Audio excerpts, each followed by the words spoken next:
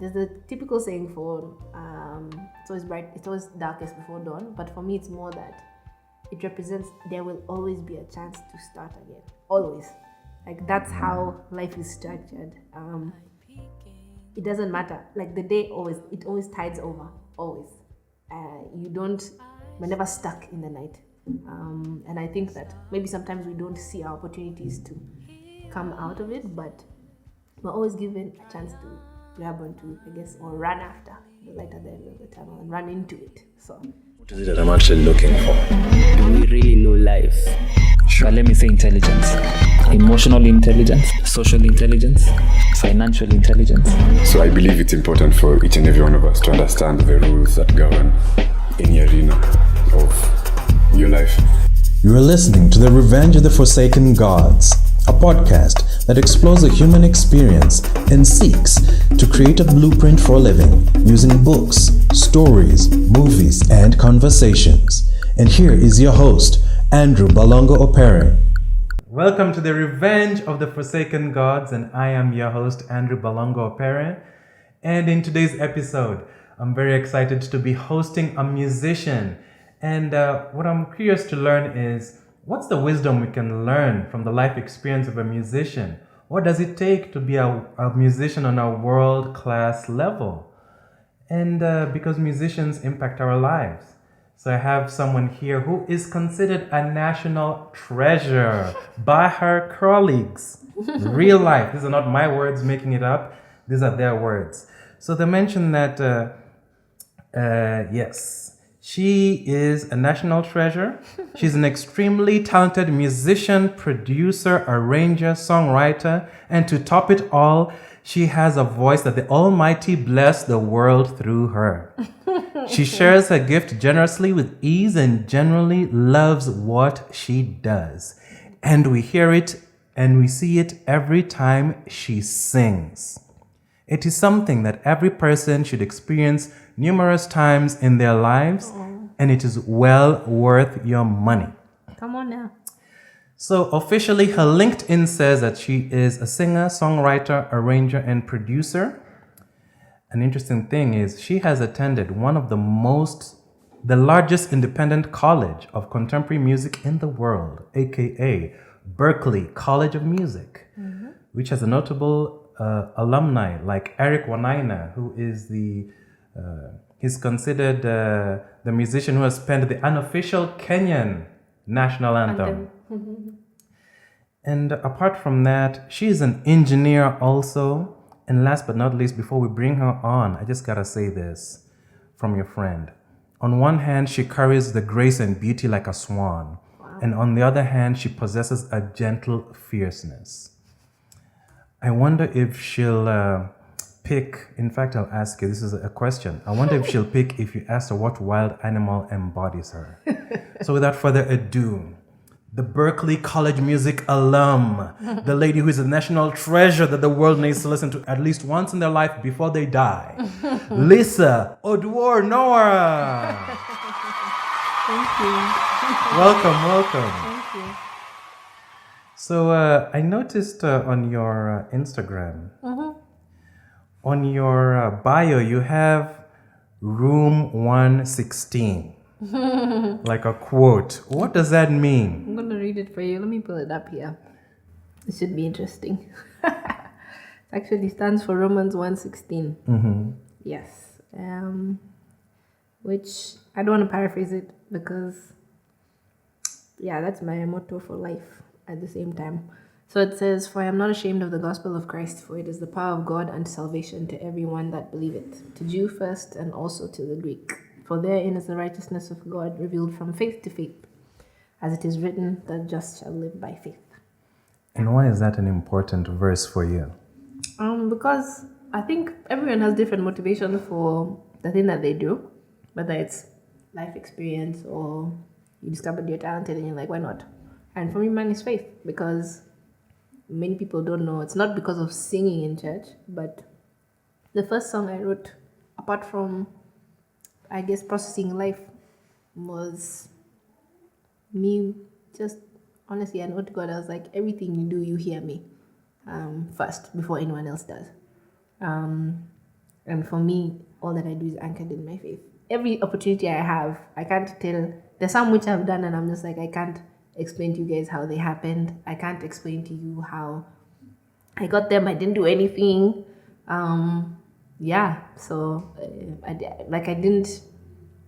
I didn't know I could sing for years, and I was singing in my room, and the only person who heard me the most was God before my family. Even before my family knew I could sing. That's what it was for me, and that's all the singing that I do started out of that relationship. So, yeah. Wow. In fact, I'm just going to play a game right now. So there's so much wisdom you've said. So already the first track, if I was a musician, you're the first one that heard me. Exactly. That's going to be the first song. So, so when was the first time that you got exposed to music? When did you open your eyes, or you just realized music, oh my God, what's this? Honestly, I don't know when, but my fondest memory was when, like, there used to be this channel called STV on local TV, and they used to play all sorts of hits. Now, my siblings used to play music at home, and I remember singing along to, was it Mariah Carey's song, Always Be My Baby? So that's my fondest memory. But then I was told I used to be rocked to sleep to Lingala music. So, which explains why even when it comes on now, it's very hard for me to keep still.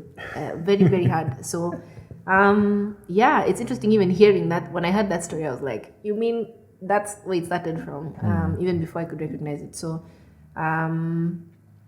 even being in high school, I mean, I sing in different functions for the talent shows and etc. But it wasn't because I was like, I can sing. I want my parents to push me, just because I like music. I used to sit at the computer before I did my homework. I used to listen to music doing my homework. I used to use it to read. A lot of people were like, how are you listening to music with lyrics and then chopping bio?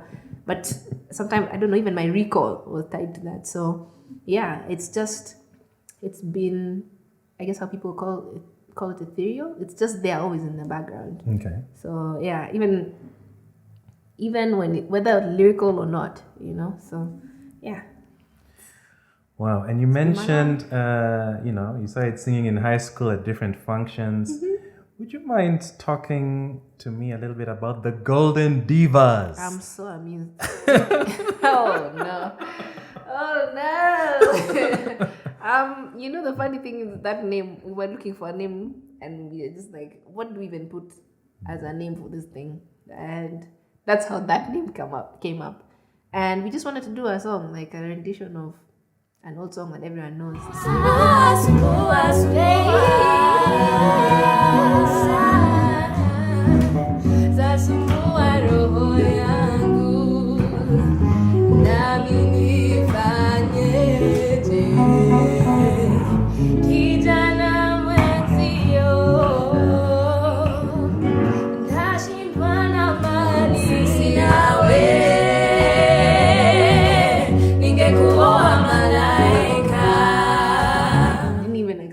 For it to get that many views or anything. So now you're talking about the song you're talking about is Malaika. Yes, by Fadhili Williams. And it actually currently shows it has 56,155 views. But do people know how old that thing is? 2012, I think. I know, 8 years ago. No, 2022.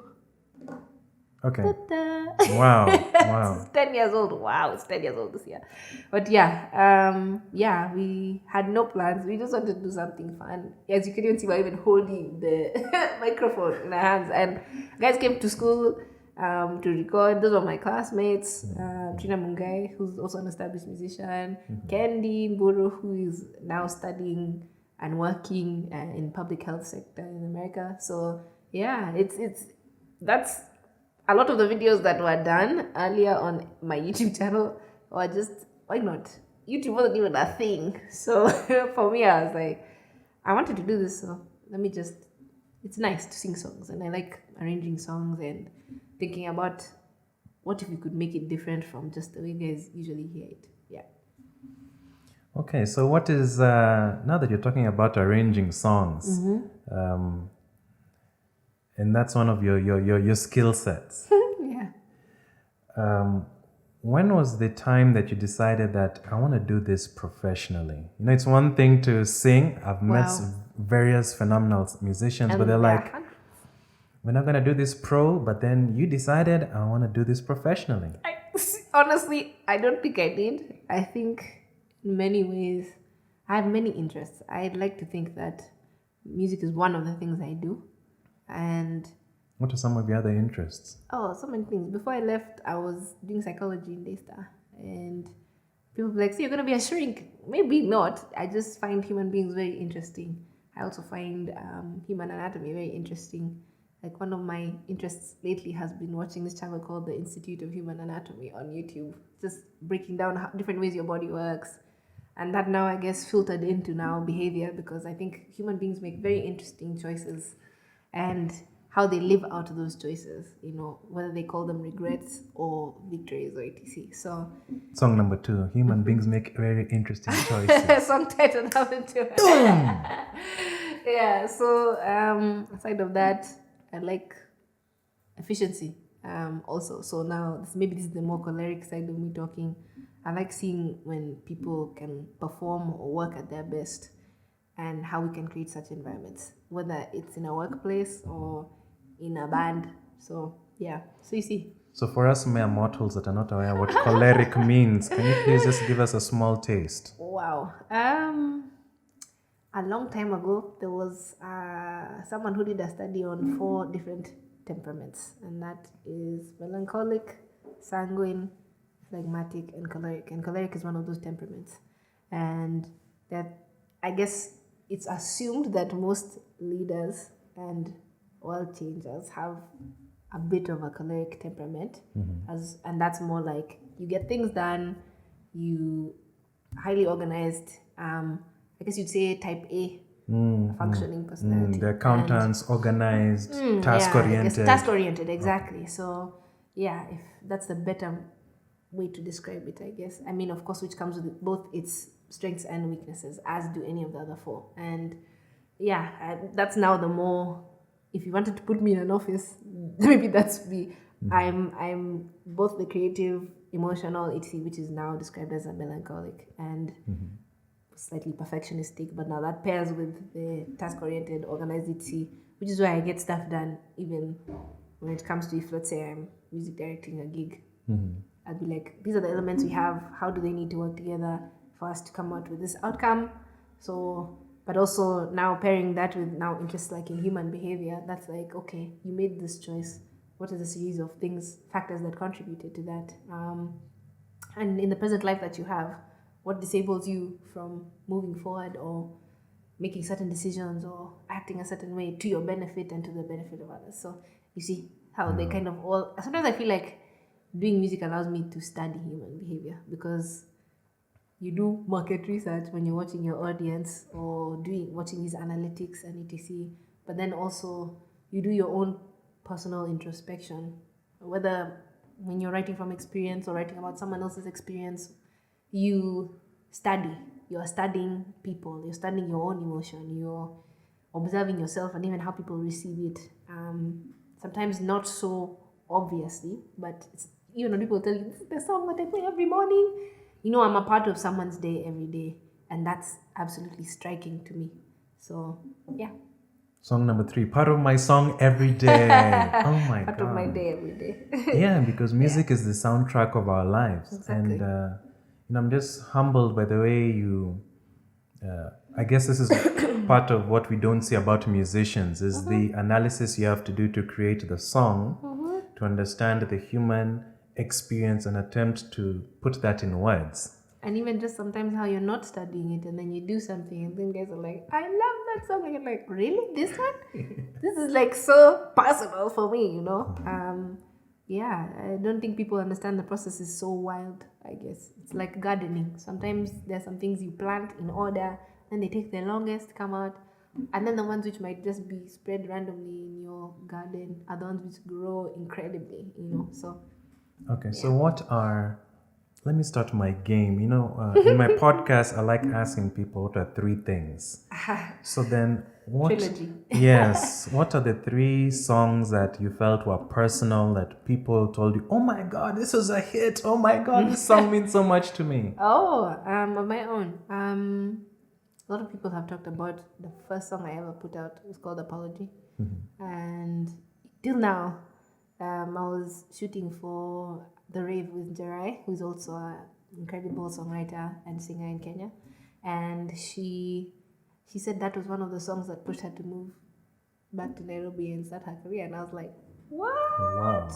We're influencing the children? Oh my God. Wow. You know? Or even, so that's Apology. Then there's a song that I sang throughout college that I wrote in 2016, but some people just played and it's called Daylight. And I wrote it because I was homesick and I missed Kenyan sunrises because of the curtains my mom bought. So they washed the room in color like yellow and blue and orange.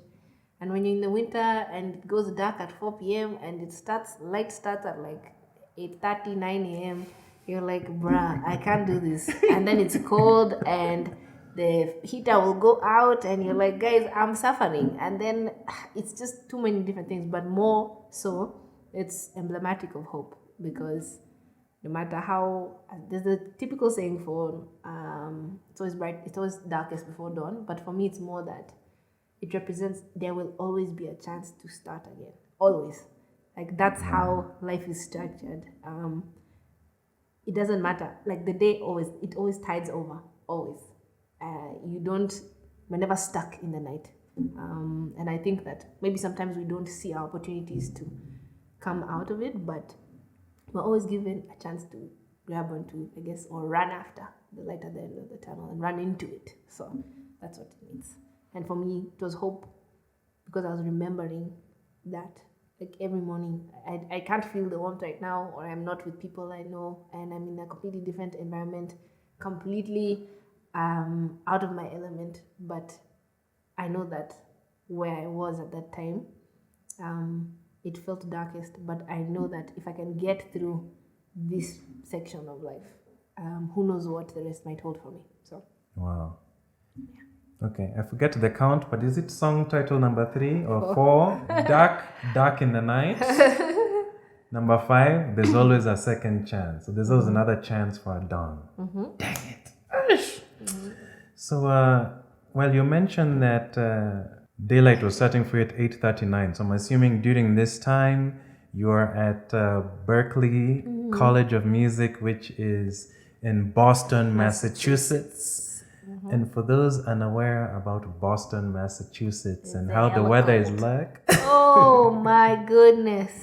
Let's not even talk about it. Like, it makes, I feel triggered. Like, my friend posted a video the other day because she's there, and I was so sad for her. I was like, Yani, it's up to your knees watching the snow. It is so cold. And people didn't understand. It's like when spring would come around and they say, oh, now it's like 9 degrees Celsius. I'm like, what are you saying? If people, and with all the Africans would still be in coats. And I'm looking at them like, you guys are out here running in shorts. You're trying to die of a bad flu. It's okay. When the sun is actually out, then you'll see us with our coats off, you know? People in my office would be like, you're still wearing that thing? And I'm like, yes, I am. until like June, finally, there, yeah.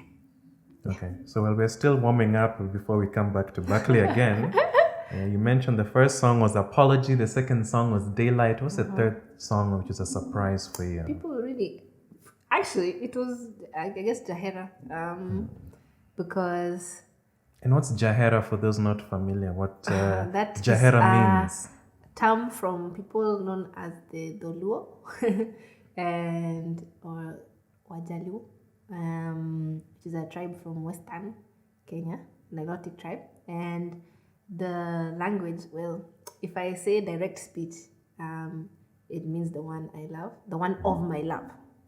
But I like to say that it is the one whom my love belongs to. So different ownership, and also it's such a deep term of endearment. These days you hear Jaber or, you say Nyako, and people like saying a girl, baby. Nyako is woman. But for me, I was And like... Jaber? Jaber is like, there's the beautiful one, but then there's also like, it's like someone of good heart. That's what it's supposed to mean, because Ber is goodness, so... excuse me. So Jahera was like, because the chorus says in Luo, it says Sechemoko gimadwaro enin kende, then it says Tosadu to gimadwaro enin kende, which means sometimes the only thing I want is you, but actually all the time the only thing I want is you, which is just that thing of like, sometimes you don't really like the person you love, they annoy you, but then actually, there's no one better or no one you'd rather be with, So that's the idea behind the song, and that's why I say the one whom I love belongs to, rather than the one of my love, the one who I love. Like saying that one, I love them, but no, this person has taken ownership of the love that I have for them. Yeah.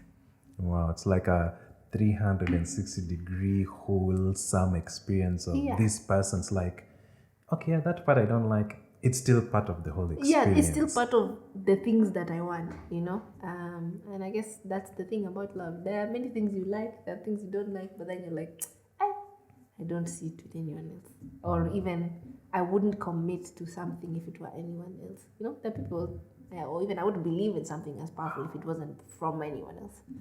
It's very strong. People don't know how strong love is sometimes, not because I know, but just seeing. And I think we were talking about this even before the podcast started. We know of stories about love, but it's easier for us to repeat the negatives of what's going on right now. But those stories, like even how your parents met. Like when you hear it and you're just like, and you walked out the gate and you were like, she's so cute, I just need to go talk to her folks, let's get married. And you did.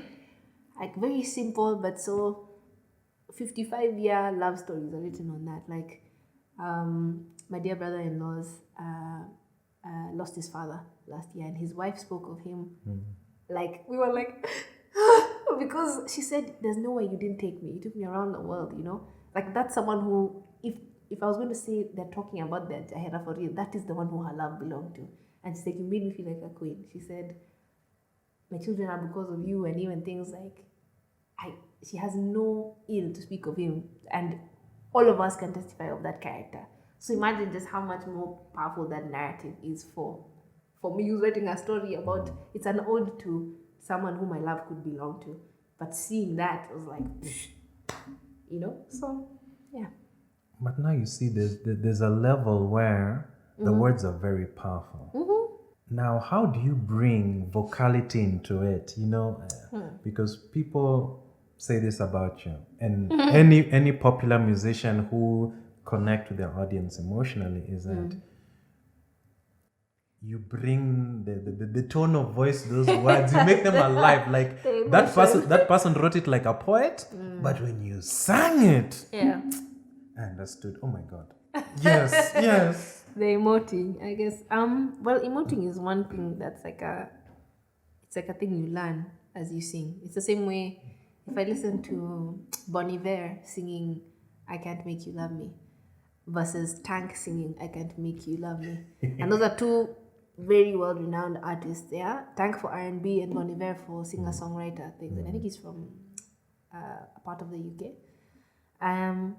They sing it so differently. I can listen to Bon Iver and it'll make me feel even more sad boy hours, But then Tank will sing it in R&B and be like, shoo, those riffs and runs are so good. But then he's still conveying the same emotion, just in a different tone, timbre or timbre as people say. And just, you realize just how specific articulation is even in vocals. No matter how many riffs and runs that everyone can do that are the same. Yeah, exactly. No matter how many you can do, you articulate the story differently. It's like, if you tell a story and I tell the same story, we'll say it so differently. And that's what I think when thinking about singing. Someone else might think of math when they do singing, because music is math. Someone else might think of it like chemistry, because you're putting different things together. You have drums, you have a certain percussive instrument, so then you have a voice that's super husky, and maybe like a nylon string guitar, like think about guys from Southern America. like Brazil, and the timbre of the many voices there. It's like very rich, you know. Or even from Congo here, which is very melodic. Like their lines are very like sing-songy. Like it's almost like poetry, like you said, you know. It's like then you go to it, you can be like, how do I love thee? Let me count the ways, you know. So, or even you take Ed Sheeran, you know, whose lyrics sometimes you're like, I can see the whole story, like when I close my eyes, you know. Like the song Perfect, you know. So you think about it, and you know that's how singing is to me. So if I, even whether lyrically or vocally, if let's say I'm, for instance, like in December last year, we have a tribute series with June Gashui and a bunch of other musicians where we do. And who is June Gashui? June Gashui is she's many things. Now She's that you're an name MC, dropping. She's a fantastic intellectual property lawyer, fantastic singer. She's an actress. I don't know how many things you want me to name because she does all of those, and those are 5 only. And I think that's another national treasure. Completely. And I'll just name it right now. She's the one who said you're the national treasure. So I guess one national treasure acknowledges another national treasure. She's the best. And I haven't forgotten what I was saying, you see? You are having a tribute series? Yes, so we were doing the tribute series and we're doing Whitney, you know? So Whitney sang her songs in Whitney's way. No one else will do it like Whitney. Even if we're doing a tribute to her, it's how I sound singing Whitney. It is Lisa singing Whitney. And you're coming to hear Lisa sing Whitney. Yes, there's the way she done the song, and we all know, you know, like, and I had so much fun, like, with the audience doing that. Like, we'd all wait for this part, and we all wait for the next line that comes.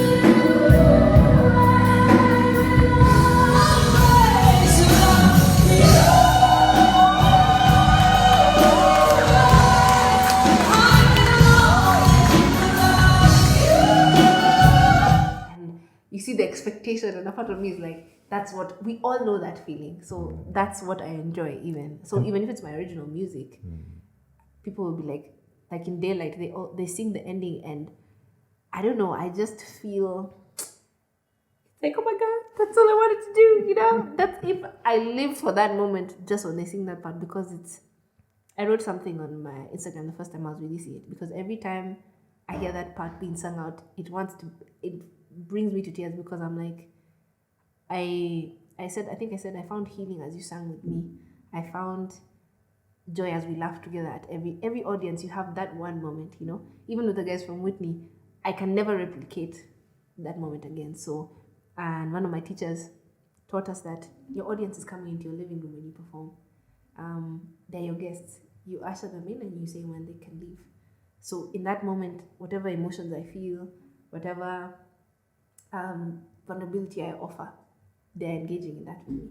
And so maybe that's why people speak of that, because in my head I'm like, I have nothing else to offer you but myself, and I hope that myself and my voice, you know. And still, again, it's me.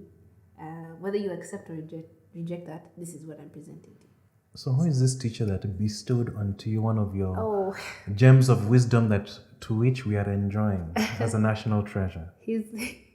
Unfortunately, he passed away years ago. I think in my first year of Berklee, and it was crazy. I met him. He's the first teacher I met on campus at Berklee,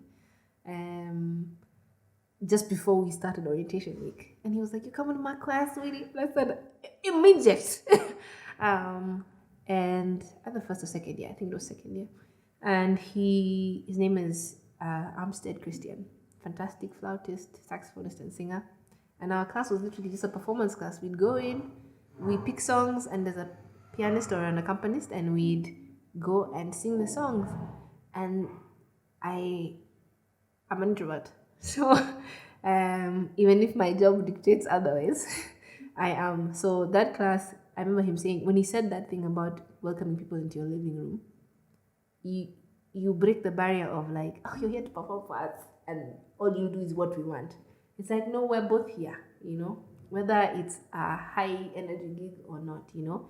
Like, for instance, in Whitney, I went from singing I Believe in You and Me to singing I'm Your Baby Tonight. Two starkly different performances, you know.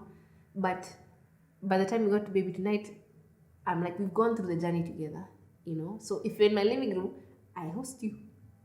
If I'm a host and I'm a great host, you do that feeling like, guy, even if I see you how many times a year, you're like, I like going to that. I like being with them, you know. And I like that feeling of connection, you know. That's what every human being is looking for. We just want to connect on some kind of level, even though sometimes we first do it in maybe not the kindest ways. You know, we first be apprehensive, but when you establish it, you know, if I smile at you and you're like, I've had a sucky day, you'd be like, guy, it was one person who smiled at me on the train who might have spun my day around. So yeah, that's what he taught me. And because in that class when we performed, I sang like towards the end of the semester, and he cried, and I was like, I had closed my eyes and I'd forgotten for the first time, and he was like, he just looked at me and said, whatever that was, keep doing it. And he said, I don't know where you found that thing, where you are now, keep doing it. And I said, What do you think it was at that time? I don't know. I think it's just that,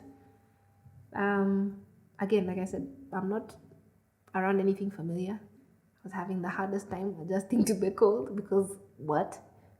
And then I was discovering myself and what I liked about my voice.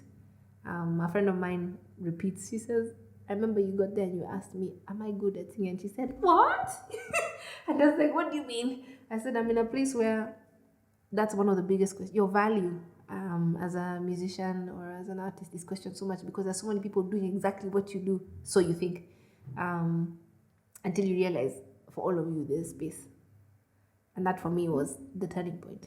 So maybe that was it. I was just figuring out there's a room for me and how I sound and my experiences, and there are people who need to listen to it and who will look for it so that it's listened to, you know.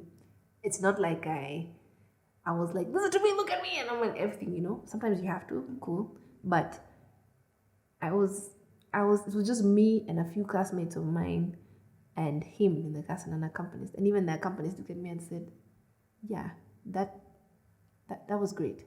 And they were hard critics, especially the accompanist, you know. These are people who work with world-renowned musicians and artists, you know, and they're coming to teach you in the school. But even seeing my classmates, and they were like, one of them asked me, are you in love? Like, I felt like you were in love. And I was like, I wasn't, but I guess I was allowing them finally into my living room, because for so many years I used to perform with my eyes closed and stand in one spot on stage and let my voice tell the story. And I think maybe that was the time I was just like, you know what, maybe after all this time standing in this classroom, maybe I can take that thing about bringing you into my own little world and what that could sound like for me, or that felt like for me, or he encouraged, I guess, a freedom to just be yourself, because that's what people want. Yeah. So even earlier on, as we were listening to the tracks that you had sent us, every time I listen to any of your songs, I feel my hair standing up. It's Yay. that song. Yeah. That's cool. I guess people say the people that sing, and then the people that sang. You sing until the hairs like just go. It's like, okay, I know how Spidey sense feels like. That's great. So who was this friend that affirmed you? Who was this friend that affirmed you? Or the one who asked me, That are said, you hey, enough? Hey, you can sing. I'm like, are you kidding? That was my friend. Her name is Nachesa Odima. She's a great human being, one of my people. Thank you, Nachesa Odima, for affirming Lisa, Yeah. even though she didn't believe she was a good singer. It was good. Through many years, that is my life homie, like Kabisa. She's also an incredible songwriter. She has a song called Nikupende Kikenya on YouTube, so go look for her. Yes. Yes. And for everything that is mentioned in this podcast, I Look will for put them. the show notes and the links down below. So don't worry, you'll get to experience everything that is mentioned and all the people who are mentioned. So since we are already into life at Berklee, I'd like us just to go a little bit Sure. reverse a little bit Before. behind, yes, and then come back to Berklee.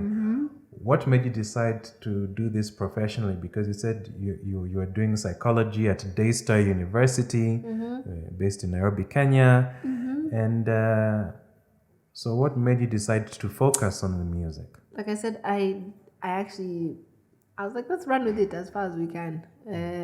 I keep telling people it feels like I fell into it by mistake, because I think even before I'd finished high school, as I was nearing the end of high school, I did a play. Then guys were like, okay, that kid can sing. And this is, like I said, after years of singing in my living room or in playing solitaire, and in assemblies and things like that. So I wasn't thinking about like it's going to be a career at sea, but I wanted to study music somewhere, and it was tucked away in my heart. And then the opportunity came, and honestly, like I said, it didn't even make sense that I could go. Not just because I had started school here, but because Berklee is hella expensive. Like even getting the scholarship, I just applied. I didn't bribe anyone. Like that's why I say, I'm like, whenever I say everything is rooted in faith, there was no way. My parents are retired, and I'm the last born. You know how people say you're the one who's the retirement benefit or briefcase. But I was like, I was still in school, and life seemed like it was taking a different path. So even when that came along, I think I had just auditioned for CokeStudio. So I was like, okay, maybe here there's a life here. I can do music on the side and do psychology. And what was this phenomenon of CokeStudio that was going on? CokeStudio Africa started in 2011 or 12. And there's also CokeStudio India, and it was a forum where you bring artists from all over the region to come and perform their music, sometimes rearranged, and in collaboration with other artists. So let's say we had someone we had a couple of Nigerian artists, and we also had like Tanzanian, and I think I remember the one I was on, Burna Boy came, and Burna Boy was a UK, but Nigerian musician. I'm sure you guys know Burna Boy. But yeah, and we also had, I'm not sure, but she was from Mozambique. There are people from Mozambique. There are people from all over. And so it was really good because you get to expose the music of a different place to another region, And so Africa, this one was based in Kenya. And there's also CokeStudio India. So yeah, we were called to be background singers, and I was called to also like just handle some of the vocal arrangements and things. So combining things. So we even had, King Kaka, who was known as Rabbit, who is a Kenyan-based rapper, and we combined it with like on Vogue's Don't Let Go. Wow. So yeah, and that was the song Ligi So.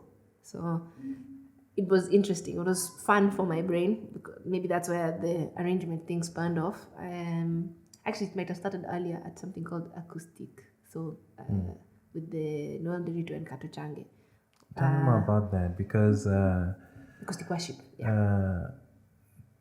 Actually, some of the words that I described you actually came from Noel Nderitu. No, my brother.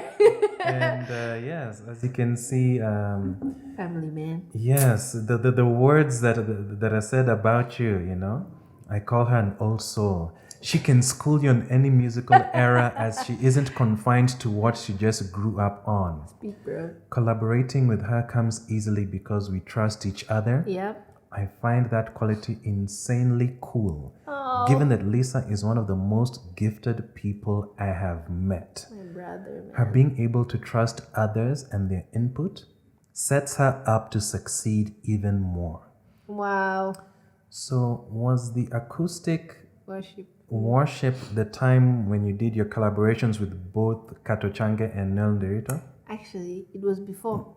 So they used to host it at Alliance Française in Nairobi, which is in town, and they used to just do it and collab with different musicians from their friend circle, and just create different traditions of songs that people knew, worship songs that people knew, or even give people opportunities. Like, there's a phenomenal singer called Vanessa Obunde, and she also did that stage. So that Golden Diva thing came, and we did acoustic worship, and that was one of the first, like, I think, apart from First Fridays that used to be hosted by Kavutha Mwanzia. And who's Kavutha Mwanzia? She is one of Kenya's, I guess, most renowned jazz vocalists. She also went to Berklee, an alumnus as well. And yeah, she performs. I think even the last time Safaricom Jazz was done, she did a special. I've sung with her at 'Tis the Season, which is a regular Christmas gig put on by Atemi, Oyungu, Wanaina, and Sheba, Hurst.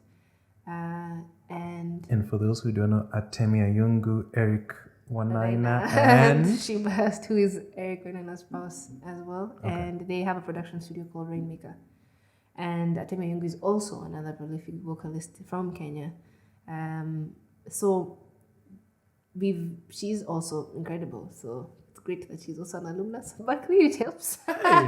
Hey. So what is it about Berklee that helps a musician compared to someone that doesn't go to Berklee? Just in general, what have you noticed? I mean, I think community. When you're in a place where there are many musicians not just leave alone at your disposal, but you also get to interact with them, there's a different way your brain works, versus you being on your own, making your own art, etc. Like, the access you have to people from all over the world. Like, we used to do recordings with some friends of mine from, what's this place called? It's off the coast of France. What is it called? Lyon. No, Lyon is in France. It's like on the tip of my tongue. I don't know if you can find it. It's an island. Reunion. Yeah. Reunion Island. I met someone from there, or even people from, I have a friend from Madagascar who's called Neuraza, Neoni, and she's incredible. Like, meeting people like that, or even people from all over America and South America. My friend Jonathan Padilla, he was an incredible, and even another lady who's now on, like, I don't know if it's NBC or her name is Nega. NBC? And yeah, she plays percussion for one of the house bands for a show with John. His name is John Baptiste, who's an incredible jazz musician. Like, meeting people like that, and friends of mine now, one of them who's gone on tour with Harry Styles this last year. So it's incredible. Those are all the people you meet, and you don't know that that's the path they're going to take, but just the way they work, you work together, and the way it makes your brain work is incredible. The way you start thinking about your arrangements or your songs, and just the exposure to that is incredible. One of my friends, Tim Reynolds, who shares a name with a Dave Matthews Band member, he an incredible violinist and vocalist. Being part of projects like that, it opens up leave alone your opportunities, but just the way you think about music and the way you think about relationships, because a lot of the jobs you get is from references from these people. So it's not that it's just transactional. It's actually like, these are people who lived in the same houses, we ate food together, we met each other's families. One of my best friends from college is from South Africa, and we're still friends to this day, not even because of just the music making, but because we're actually friends, And if she can refer me for something, she does, so. Wow. Yeah. So before we segued, we're talking about 'Tis the Season and acoustic worship. So what's this 'Tis the Season experience? Wow. 'Tis the Season is one of the first Christmas concerts that I ever did. I think I did it years ago, before I went to Berklee. We were part of the first 2 or 3.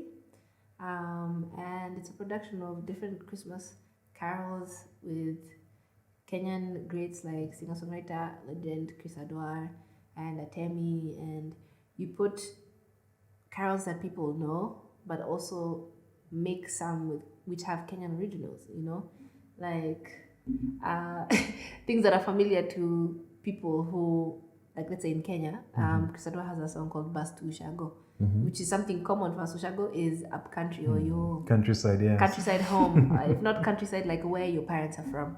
So one thing that's familiar to us is for holidays, you always go to see your grandparents in Ushago. So the song says, I'm taking a bus to Ushago where my heart belongs. You know, for him, it's an ode to where his love is, you know, in that context, you know.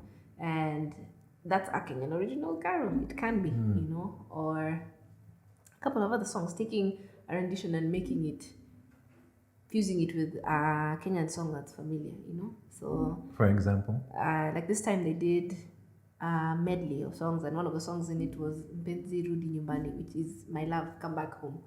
And the guitarist Benjamin Kabaseke was singing it, and you have that in the middle of what's the song?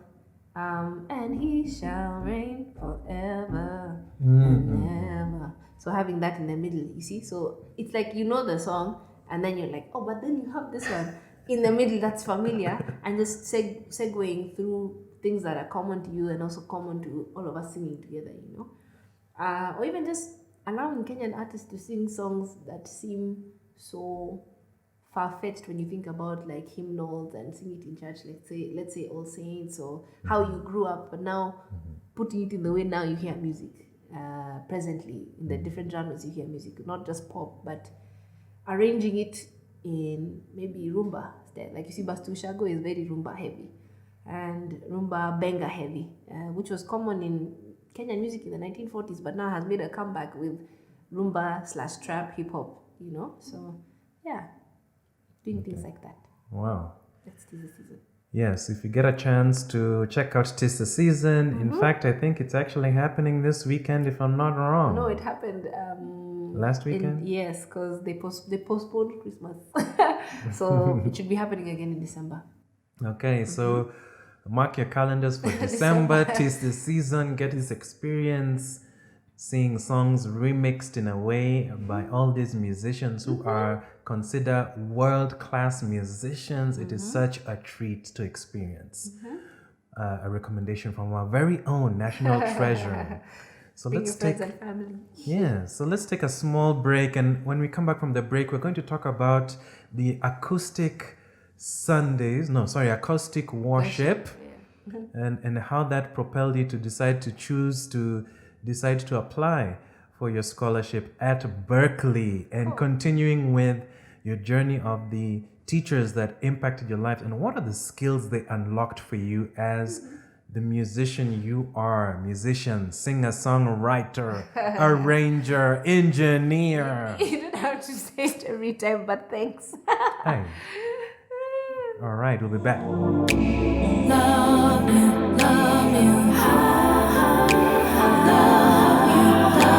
All right, welcome back to the Revenge of the Forsaken Gods podcast. If you're tuning in right now, I'm interviewing a singer, songwriter, arranger, producer, birthed in the embers of Berklee College of Music, where world-famous musicians have been blessed to emote our hearts, you know, turning lyrics into melodies that change our emotions and help us with our lives, with the soundtracks of our lives. I can't even figure out the right words to say, but you know what? It is what it is. Yes, Lisa Oduor Noah, welcome back. Thank you. Thank you for having me. Yes, and right now, since we're back after the break, tell us about acoustic worship and how this experience led you to decide, you know what, I'm going to apply to Berklee and pursue this music. Let me take it to the levels that I could, and your adventures at Berklee. Like I said, acoustic worship was started by Noel, Nderitu, and Katu Change, who are two great musicians from Nairobi, Kenya. Woo, my homies. Yes. And great collaborators as well. So we went and performed on that gig, and I met them at church, at Nairobi Baptist Church, and we kept performing from there. Like it became doing acoustic worship to being on the albums to collaborating in life, you know. Like I said, not just Berklee, but even at home, a lot of my collaborations and the people I work with, we have relationships that are like 10 years old or more. For instance, my resident guitarist, one of them and both of them, Saddam Malaki, we've known each other since we were in class 6. And even Noel, who's also another resident guitarist who is incredible both of them are completely incredible.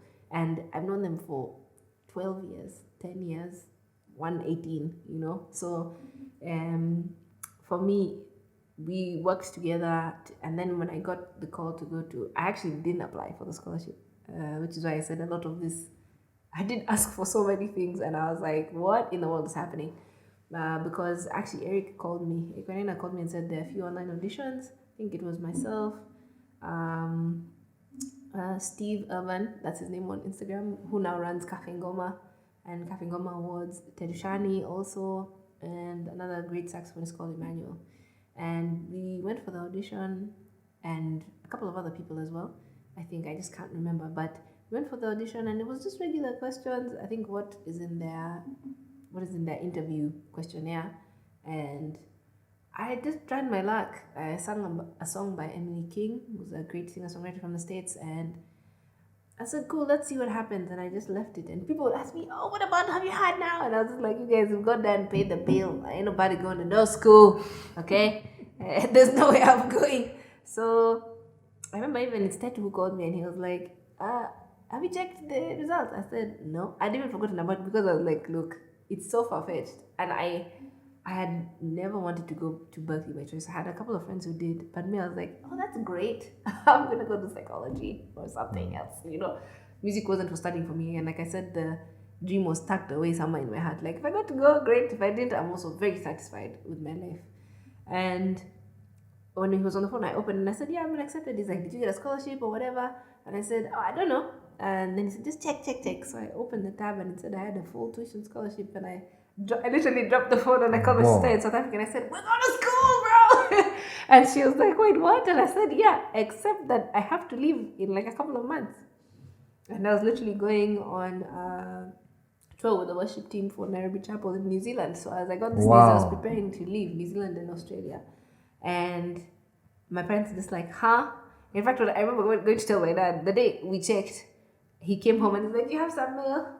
And he didn't know he was bringing my confirmation packet.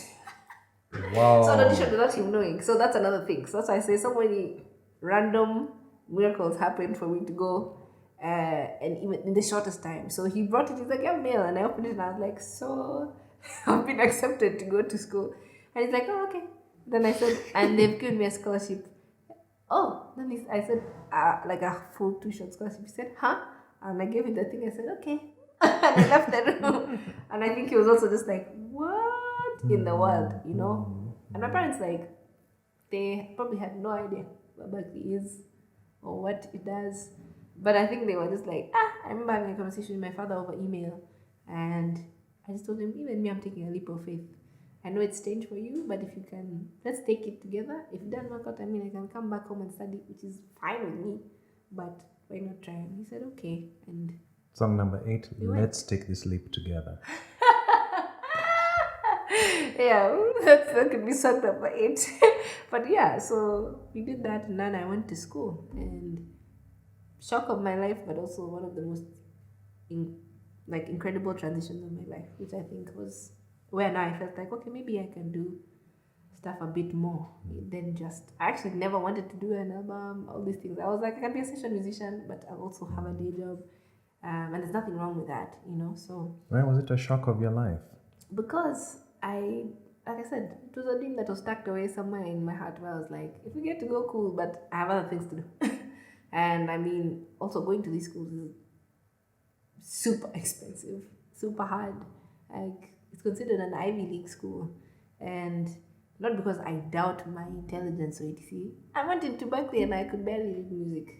Barely, if not at all. And things like, you asked what things did it equip me with?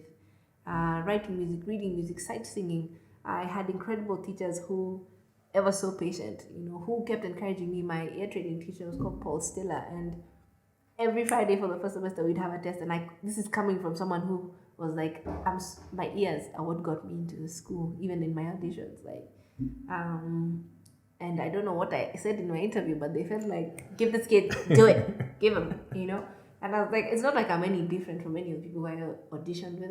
We're just pretty much all alike. We all have dreams to pursue music, and somehow, or even somewhat, that's the word. And I remember even the lady who auditioned me was like, ask the accompanist, have you ever met each other before? And I was like, no, you don't know each other. And she couldn't believe that I couldn't read music, but I can sing back everything that the guy was playing. And she was like, and she looked at me like, because I think she was going to put me in a lower class because I couldn't read. But then even my teacher in harmony, my first harmony teacher was called Lucy Holstead. And she was like, I know it's hard, but just you can do it. Get a tutor, keep going, And moving from there into classes where you learn about harmony and writing for big band. My degree is called the Contemporary Writing and Production degree. So it's not, when people ask you, you went there to sing? No, I actually have a degree, which I worked very hard for because I didn't know about Logic. I didn't know all these programs that people use so freely now. Nothing, zilch. All I knew was get into the studio, sing on the mic, they'll do something about it. But the degree opened my eyes to a whole other world, having people like one of my favorite teachers. His name was Bill Elliott. I was like, what is arranging?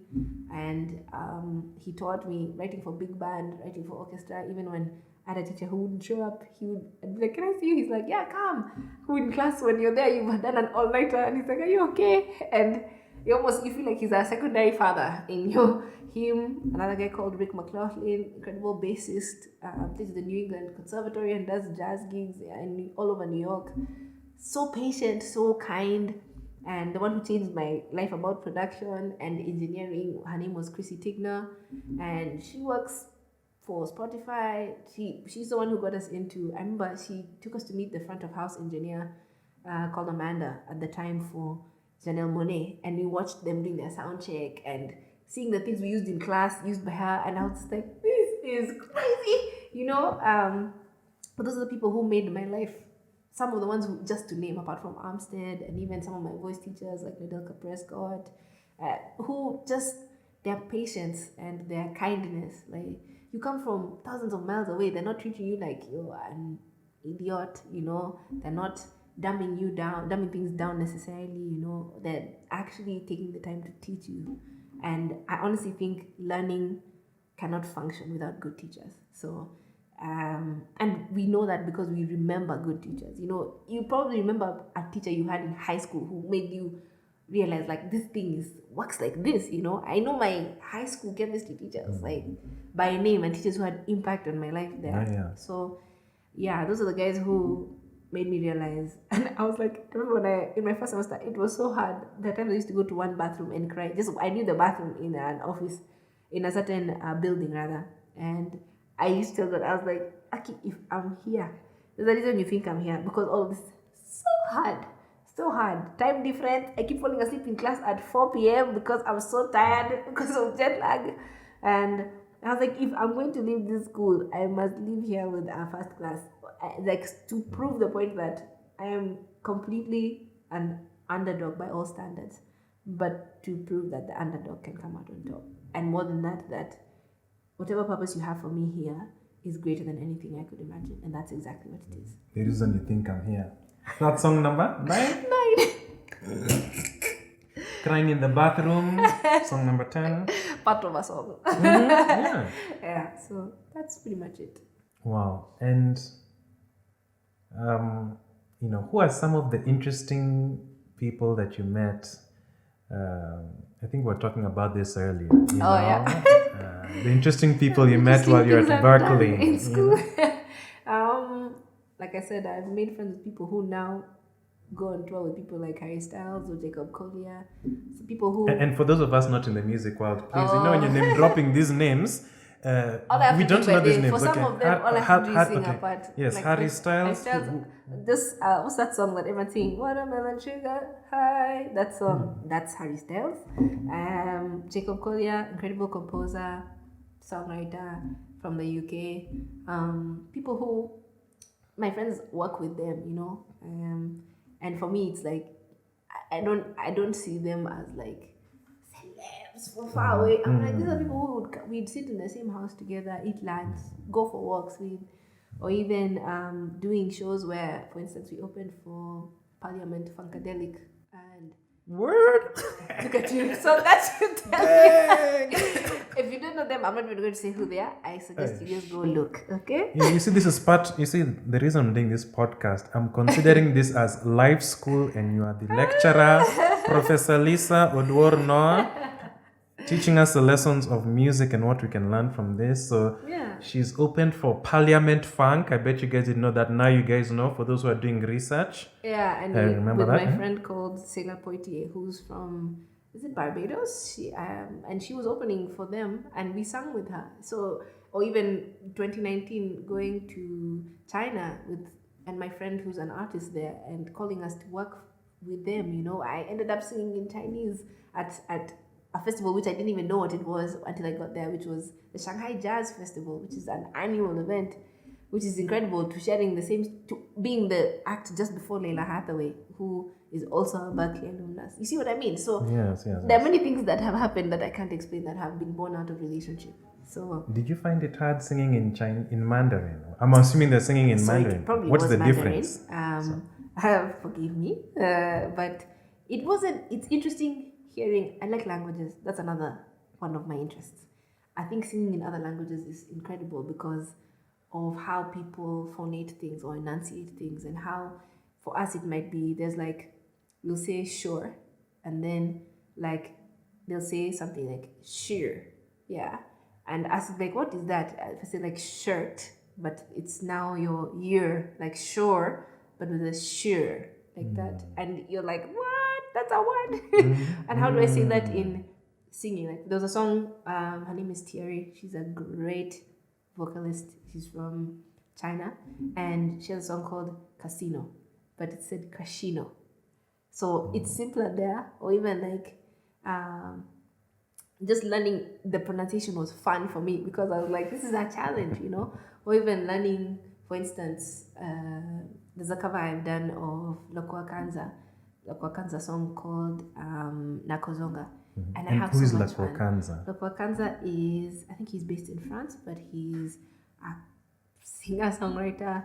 He's worked with the likes of Richard Bonner, who's a bassist who is signed to Quincy Jones, his label. And I did a cover of his song, and I find singing in Lingala is so much fun. Like, again, the musicality of the language, it teaches you so much. Even like, if you think about the song Premier Gao, you know, people will be like, it's like a fusion of French and another language. I'm not sure which specific. I don't know if it's Lingala, but they're actual words. But people just say, exactly.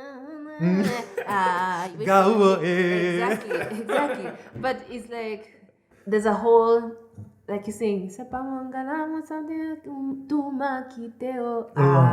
you know, and it's so, and that is not people who say it's nangena, you know, nangena, you know, and you're like, that's so cool. Like for me, I find languages fascinating because of how we articulate things differently.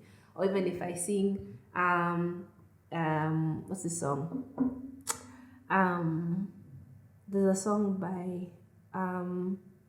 Sanel musician, you know, called Tavezikute with Simi, you know, Tavezikute. So it's so interesting how guys phrase their stuff. So for me, learning things like that is exciting for my brain. So doing things like that with people that incredible now even makes your brain even more like explode, at least mine, because I'm just like, we're just people and we're sharing something. Music it's like sharing a language. It's like a secret. C.S. Lewis calls this thing a secret thread, something that you and someone else share that's in common, you know, and it feels like your own little secret bubble that then you get to share with the world, you know. So like you said, some of the random but incredibly famous people I've run into at Global Citizen, meeting someone like Chris Martin from Coldplay. And what's Global Citizen? Oh, you might have to help me on this one. It's there's a concert, but it's a campaign and a forum where they push, I guess, some of the Millennium Development Goals, but also through art. And the concert is curated. At that time, it was curated by Chris Martin, who's one of the members of Coldplay, which are incredible. One of my favorite groups of all time, and one of the few last standing groups of all time from a decade that we know, outside of Kina U2 and other great bands, you know. So, or even meeting Hugh Jackman, just because we were standing backstage and talking to them and they're nice, you know. Like I told you before, you just realize these are just people. Or even being, like I did a gig when I lived in LA. Okay, hold on. For someone Before the gig in LA, pause. Yes. You met Hugh Jackman backstage. Please Yeah, continue at the Global story. Citizen. At Global Citizen. And I mean, I was asking for a photo because who doesn't love Wolverine? But so kind. And he was just like, yeah, I'll be right back. I'm about to go up stage and do a little segue into something else. But if you're still here, come and find me. You know, and not the kind of celebrity dom that we think it is. And just realizing that they're just people. You might walk into a grocery store, for example, in Atlanta or in Los Angeles, and they're there shopping. And we, I guess, fame dehumanizes people because you give them a deity status, but they just do things like you. Maybe they have access to different things and to more, I guess. But they're just people. They go shopping, they go to the bathroom, they need sleep, they need food. Yeah. You mean really? Can you imagine? No. It's a wonder. You know, it's a wonder. But yeah. I'm still stuck on Wolverine being kind and nice. Me, I'm just saying close. I'm dead. But yeah, like they're just people, kind people. Sometimes I'm not even shocked if they're scared people because they don't know how you handle them. You know, I read something somewhere that Chris Rock, who you've grown up watching, if you've watched Everybody Hates Chris, you know who Chris Rock is. But from being a comedian and a storyteller, like he doesn't necessarily like paparazzi at all, and he seems cold at first, but it's just because it's so impersonal. You know, people will take photos of you doing things that people would normally take photos of. You know, like I was explaining the thing. For imagine you walk into a concert venue and you see one of your favorite artists in the bathroom. Part of you, if you are an extreme fan, will be like, "Oh my God, can you sign that?" But it's like you're in the bathroom, man. Like, do I want to sign something? Also hygiene, but at the same time, you're like. A part of you is just excited, you know. So okay. What can you do? Okay, no, it's funny. It's not funny. Okay, yes. When you see it 360 degrees, yeah, the fan is excited, but the individual. It's like, dang man, I'm just trying to pee. Yes. Yeah. Yeah. So. You see? Wow, it's really humbling. So it is. I'm honored to be, in the presence of a celebrity who has been to China. Well, fun fact for people who don't know things about her. So she sang in China Jazz Festival. Met Hugh Jackman off stage. Hung out with Chris Martin. Oh my goodness. Okay, yeah. So now we go back to your gig in LA. Yeah, I did a gig in LA with a friend of mine called Naomi. Okay, what was the gig? And then you introduced Naomi. Yeah, it was. She does a gig every year for her birthday, and I happened to be there at that time. And who is Naomi? She is a vocal coach in Los Angeles and a close friend to a couple of people. So I met her, we used to go to the same church, and she just said, come and sing. And little did I know, she's also very good friends with Tori Kelly, and she sang with us. Tori Kelly sounds familiar. Yeah, very prolific singer-songwriter. These are people who started off Vine along with guys like, I can't remember the dude, what's his name? Many people like his voice. I'm going to remember, then I'll tell you later. But they started off Vine and YouTube, and they blew up. She self-produced her own EP, and then she was singing on stage with me, and in my head I'm like, that's very kind also. She was like, I don't even know what I'm gonna sing, and in my head I said, how? You know, and it was I didn't even expect to be there at that time, but it just tells you how you're just 1 degree of separation, but also they're just people. They all learned how to sing in their own way. Like, you're all standing on the same stage. Again, it's just access that makes the difference, you know, and a few choices here and there. Maybe they made or even their parents made. Yeah, that's it. So since you had access to Tori Kelly and you got to see her doing her EP. No, I didn't get to see her doing her EP. Okay, you didn't see? She made her EP. But she made her EP. Yes. What was your inspiration to start your EP now? Mine, I didn't think I was gonna do an ever. And then there was music that I'd written for years, and now it's sat with me since I moved back home. But it was written even before that. And I was like, why not? Just go ahead, put it out there, and make room for more music. So that's my inspiration. There's nothing too crazy like I want to make my something, you know. But yeah, I just wanted to put music out there. All right, let's take a short break, and when we come back from the break, we'll talk about your upcoming EP, about to be released this week, and we'll get to our game of 3. I'm down to ride. This isn't like our stars were made to collide. Yes, welcome back to the Revenge of the Forsaken Gods podcast. I'm your host, Andrew Balongo Opere, and yes, I'm right now in the midst of national treasure, celebrity, arranger, singer, songwriter, traveling all over the world, sharing her gift of voice. Lisa Oduor Noah, welcome back. Hi, thank you. Yes, before the break, we're saying we're going to talk about your EP. And like I said, when I'm listening to your songs, as in my spider sense goes tingling, my hairs just stand. I feel like someone is putting something electric on my body. Let's talk about this song, Galaxy. What do you need? What do you want to know? What was the inspiration for it? I think there's so many stories that I've heard about people being high school sweethearts, or they've met so many different times in their life, from friends of mine, and how their love story started. So I thought about the idea of star-crossed lovers, and you know how like there's the idea of orbit, like how the moon will never crash into the earth, or the sun won't come out of its orbit. So I thought of like star-crossed lovers, regardless of where they meet in life, they always find each other. Whether it's now, whether it's when you're 50, you've heard those stories of like 70-year-olds who are like, I've known him since I've grown up, so do you what? And a part of it is like, why didn't you just choose him then? You know, but I thought, why not put something like that, write something like that, where it's like, I've seen you go through your journey of picking different people, and I also know I've also been on my own, but we're what, I guess, it's like fate collides every time we meet. So, yeah. Wow. And what influenced the sonic arrangement? Actually, my friend Johnson Omonije from Nigeria, who was here in Kenya at the time, was just like, I made these beats.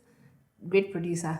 And he just sent it to me and like, what do you think? And the song just blurted out, and that was it. So I was like, I really like this. And it just came. And I literally say, which you'll hear in the lyrics, like, catch the wave. And know that I'm also riding it with you. So it's like, no, I'm down to ride. And said, this isn't luck. Our stars were made to collide. You know, I'm going to that way. So it's like familiarity, but not in the bad way. You know, reading off the fact that I've known you and I've loved you, and I will still, regardless of where you find me in this journey of your life. You know, so. Wow. And what about Alive? Oh, that came out. Well, it's already out, but it's gonna be an album. Alive is about just finding a pulse again, literally, which is why I said maybe now's the time that I feel so alive. When I close my eyes and just fly, you know. I was saying it's like finding another love for music again, finding life again in music, you know, especially after COVID. And funny enough, maybe I wrote the song for now after. It's been 3 years in the pandemic when it feels like your life was held on ice for a long time, and then all of a sudden it feels like things are moving again. And even when I put it out, it had been like over a year since I had put out any music.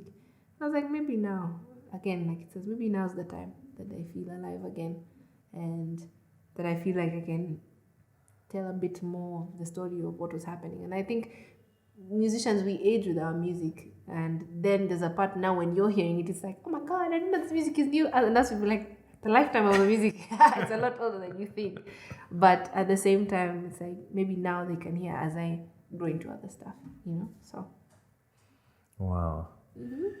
All right, and I know you spoke a lot about Jahera, but did you speak about what was the motivation to write Jahera? No, when I wrote it, actually, I got the chorus first, and I just like. How did it come to you? I don't know. Sometimes I hear things, sometimes I whistle things, sometimes I write a phrase, and just that came to me. So I was like, okay, and the chorus came first, and I was like, why is this a phrase? And then we worked around it, and I thought about it as, like I said, an ode to the one whom my love would belong to. So an ode to Jahera. then you remove an Od, and then you have Jahera. And it's, for me, it was just, I don't know, when you think about a good thing happening, you know, and I think for anyone, when there's someone who, whether it's your child, whether it's your love story, when you think about the person who you love dearly, you know, who your love belongs to, there are things that, whether in the verses or etc., I talk about things that people who care for each other would know, you know. There's a poem called The Look of Love, I think, or even a book, a song actually, called The Look of Love, and how there's a theorist who said that you can tell people are in relationship by the things they do, whether it's like glances or like how close they stand to each other or the way they speak to each other. It's very interesting, and that's what it was based off of. Like in the bridge I say, when I think of love, I see your face, your infectious smile leaves me in a trance. Do you see where you lead me? You don't know how you send me spinning round, waist deep, head down, eyes closed, I'm dreaming of a better place, you know? And in your arms is where I long to stay. So things like that, you know, like I associate love with a person, or I associate love with this person, or my child, or that relationship that, you know. And a question I like to ask my friends is, who do you become when you are well loved? So, yeah. Track number 10. Do you become 11? When you're real love. You become Yes. well loved, yeah. So When you become real love. I'm dead, Okay. Mary J. Blige. All right. And who was involved in the sonic arrangement of Alive and Jahera? Oh, I'm the chief producer. And then my friend Scott, also called the Two Size, prolific horn player. He played the horns on Alive, and I sang and wrote everything. And then my friend Michael Desina played bass on Alive as well. So, yeah, that was me. Wow. Awesome. And just before we get into our game of three so that we can wrap up, it's been said that anyone who is, at the top of their game, anyone who is successful, or anyone who we see is good at their craft, has had their face in the dust or in the dirt. Or you've experienced hurt beyond words that can describe that hurt. And you had a talk earlier on where it is entitled The Monster Within. Would you mind talking a little bit about what was the influence? What does that talk about, and what influenced that? Funny enough, I didn't name it that. And someone sat with me. Actually, his name is Donald, and he's one of the heads of Engage, him and Agatha. And what's Engage? And Engage is a platform for stories. And the two of them did tastemakers and Toastmasters, that's what it's called. And they decided that they wanted to create something like that in Kenya, a platform for different stories, different Kenyans to be heard, which is another form of connection. So Donald approached me and he was like, what's your story? And I can tell you the usual thing for, I went to school, but what more is that? And my background was that I have incredible parents, and unfortunately one of them struggled with substance abuse, and that was my mom. And for a long time, people didn't know, but also a lot of the times that I'd spent singing also were catharsis for me from the situation, because having any loved one who struggles with addiction or addictive behavior is a burden for a kid, because I was really young.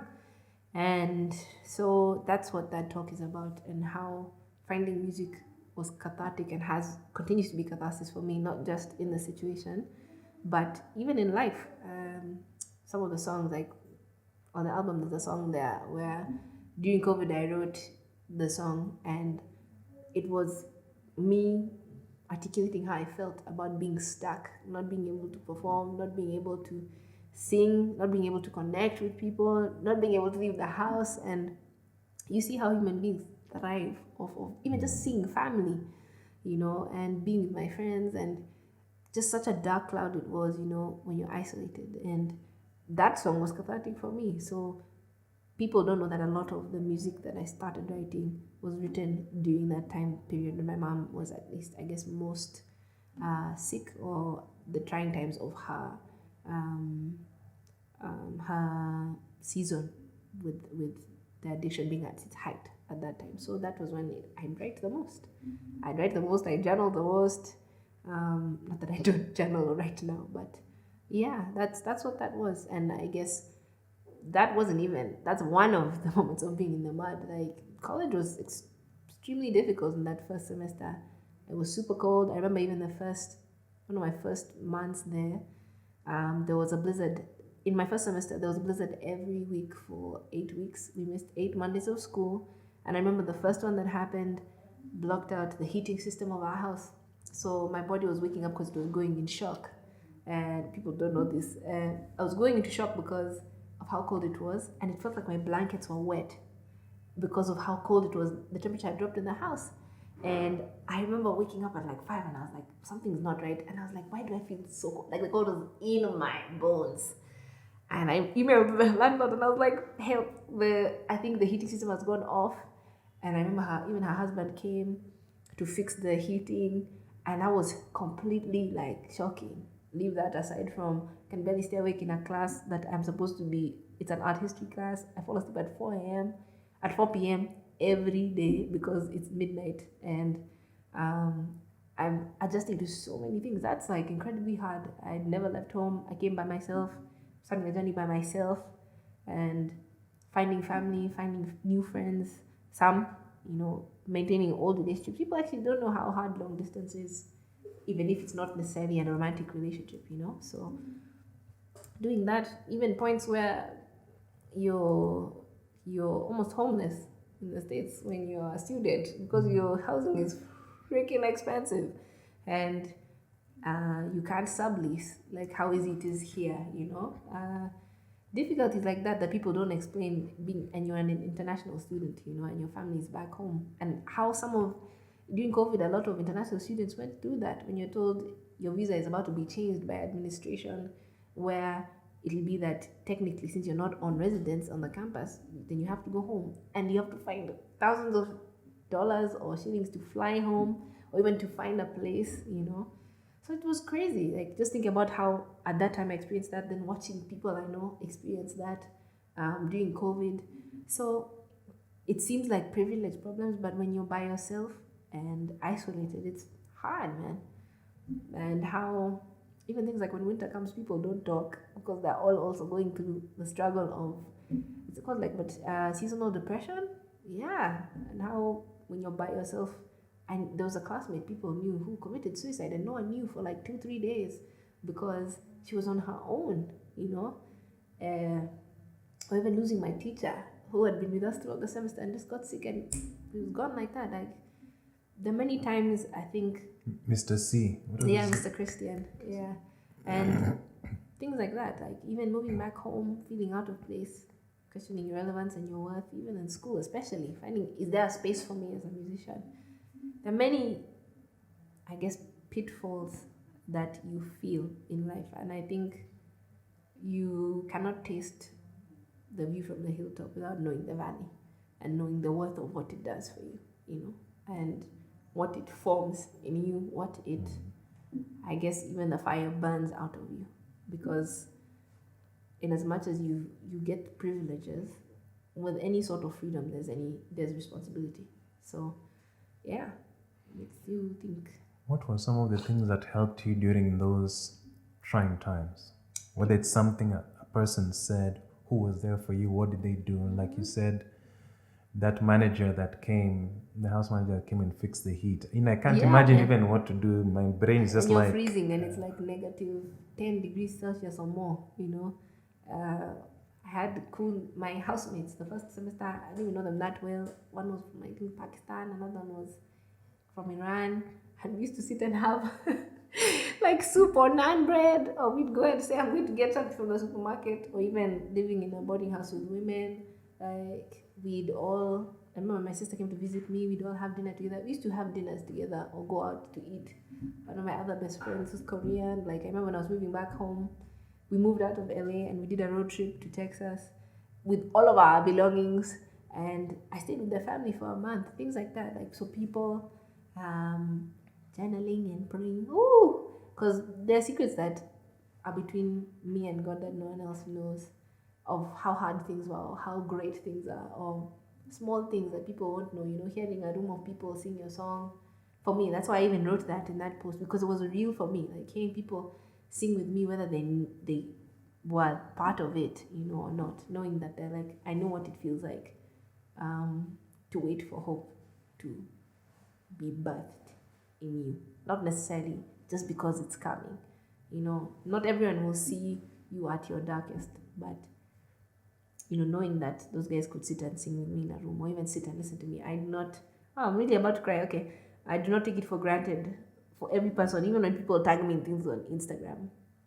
I say thank you, because I'm like, you can use your time differently. I'm really gonna cry.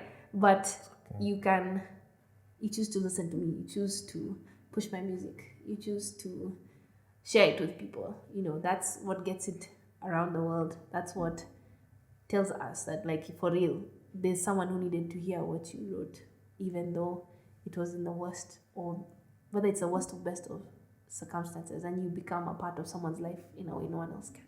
So, yeah. And I think that's why your music is powerful, being courageous enough to share, even though you might consider it private. What I feel musicians do, singers, songwriters, is you help us articulate things we don't know how to say. So even when you're feeling emotional, you know, I'm feeling emotional, and, you know, like I remember for a long time, Alicia Keys, I'm just like, oh yeah, she's attractive, nice songs, they're nice, you can sing along to the jam. But the moment I broke up with my girlfriend, or rather when she broke up to me, like, everything makes sense. Oh my goodness, falling in and out of love. And, can you be the pages of my diary? Oh my God, I can keep your secrets. Oh my God, like everything. Like, it was like a jigsaw puzzle. Like everything just. Yeah, exactly. How did you know what I'm going Which through? is why, if I reference again Bon Iver, it says, his lyrics say, I can't make you love me if you won't. I can make your heart feel something it won't. You know, here in the dark, in these final hours, I will lay down my heart and feel the power, but you won't. You know, how many people around the world can talk about rejection, whether it relates to relationships or even just in opportunities? Like, you feel in so many ways, songwriters, or even just people who make music, even instrumental. You know, if I listen to Claire de Lune by Claude Debussy, that music was written hundreds of years before I was born, you know, but it has the same lullaby effect. You know, I won't tell you it's a lullaby, but if you hear it, you'll be like, just a piano, it's like it's the call of a loon or something, of the moon or something like that. But you understand. I don't even have to tell you what it is, you know. Yes. Because you know that emotion. Yeah. Wow. Let's get into the final parts of the podcast. 3 things. So, since you're a musician, what have been 3 of your musical influences, style-wise? So you've mentioned rumba already, 1. Yeah, Lingala. Yeah. Lingala. So rumba was more that when I was a child, what I was rocked sleep to, but mostly a lot of soul, a lot of R&B, a lot of, I guess people call it world music, but I guess African music as well. Whether it's rumba, benga, South African house. But if it was people, even I started off by listening to a lot of Nderitu. My siblings would also, my brother played a lot of hip hop in the house. So everything from the Beat Nuts to Method Man and Redman, Wu-Tang Clan were in there. Like, put me in, coach. Like, so all of that as well. So, Any tracks that you remember that still stand out that you have on your playlist? Because right now we are creating your playlist. I actually have like a 4 to 6 hour long playlist of my own music that I grew up listening to for years. So, like, for instance, I can hear in my head the minute I said hip hop, my brother used to play "Watch Out Now" by the Beat Nuts. I don't know if it's called "Watch Out Now," but that's the tagline. Or even I remember there's a song by Big Pan, which starts like da da da da da da da da da da. Yeah, and it's like a tribute song. I don't even know the lyrics properly. I say, "Porque cala, even though you're player hating, we still made it to the top." I think it's called "And We Don't Stop" or something. Such a great beat. Songs like that. Or Nderitu was everyone tags video, but I think I like little things more. An acoustic soul, brown skin. Hello. Or even before that, my mom used to play. I can't tell you how much ABBA and Simon and Garfunkel was played in our house. There's a song that plays. She used to play every 31st, and I am sick of it. I mean, it's the opposite, but it's called Happy New Year by ABBA. That one, and I can't tell you how I can sing Chiquitita and what's this song, Dancing Queen, like this. The minute I hear ding ding ding, my brain goes, everybody knows that guy immediately. So and then also classical music. My parents loved hymns, so To God Be the Glory.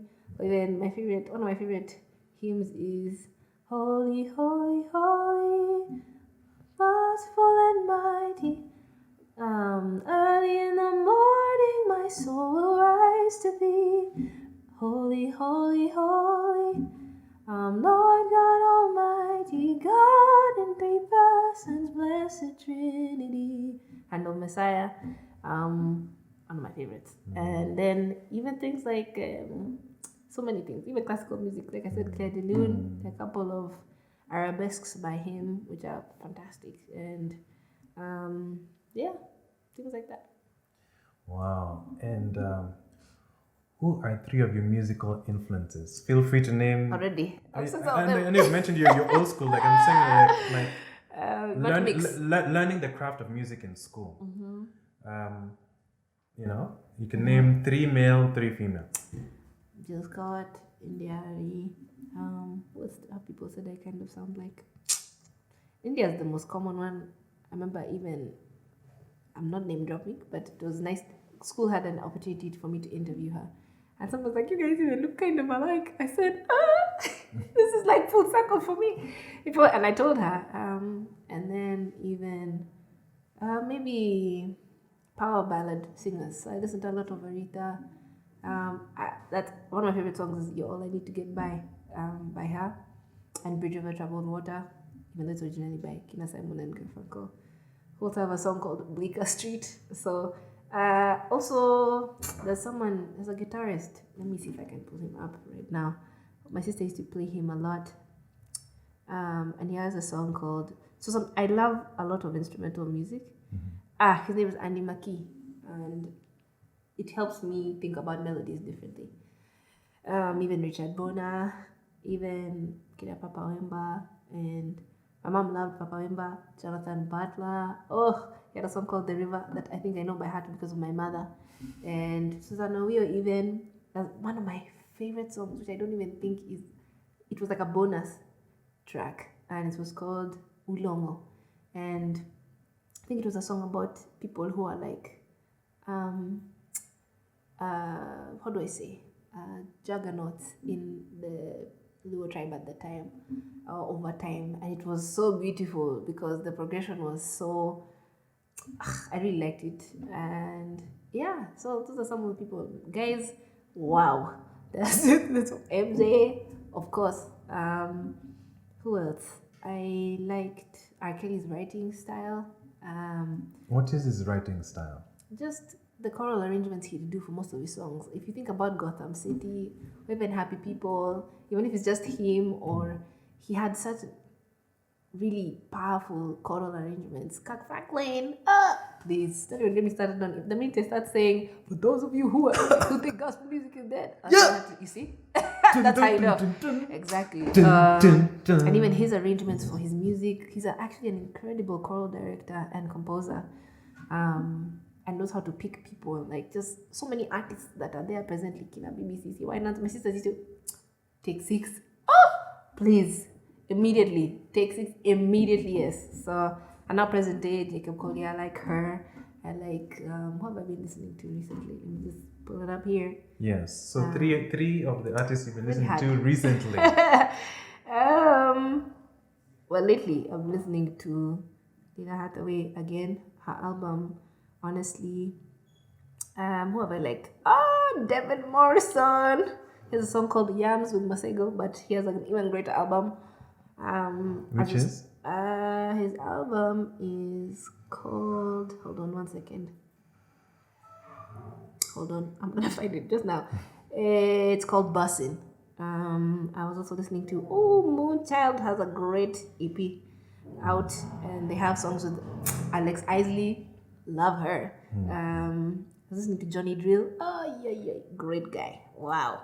Also listening to Prince. So Yes. So Wow. mix of Okay. people. Who are 3 artists, 3 male and 3 female, that you would love To collaborate to collaborate with? Dead or Alive.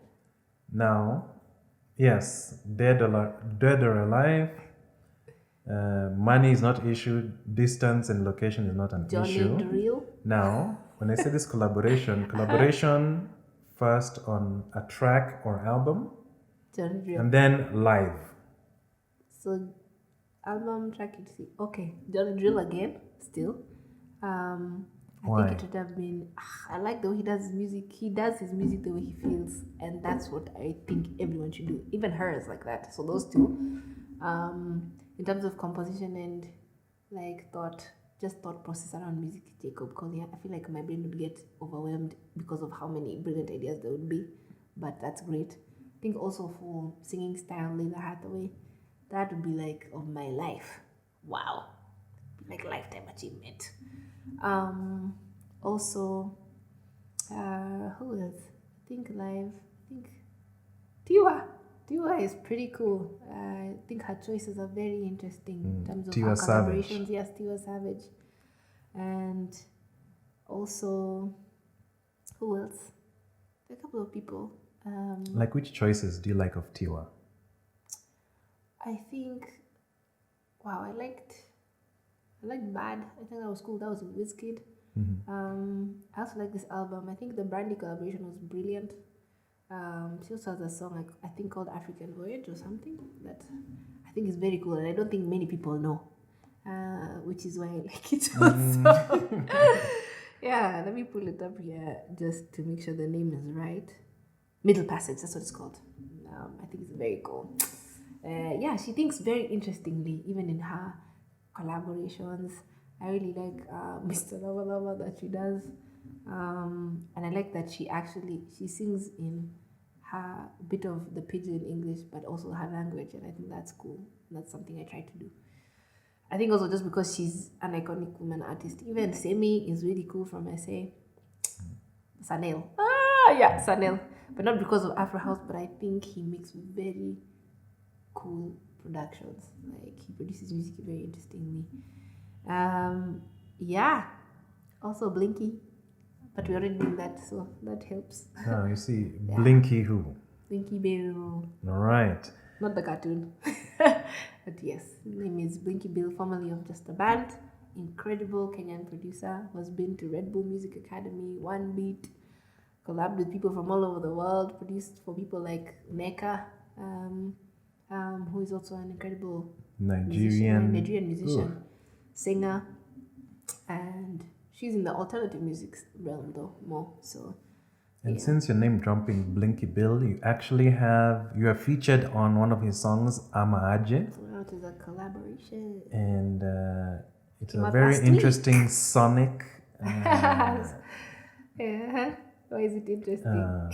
It's like a fusion of jazz, Afro house, Afro pop, R&B. So it's a very interesting mix. So it's one of those laid back sleeper hits. It's not a club banger, Could be. but no, it's not a club banger like oh my god, that's my song. It's one of those Might be sure.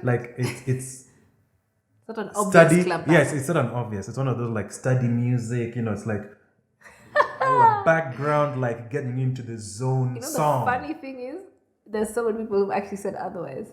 More people have been like, it's an earworm for them because it's easy to sing.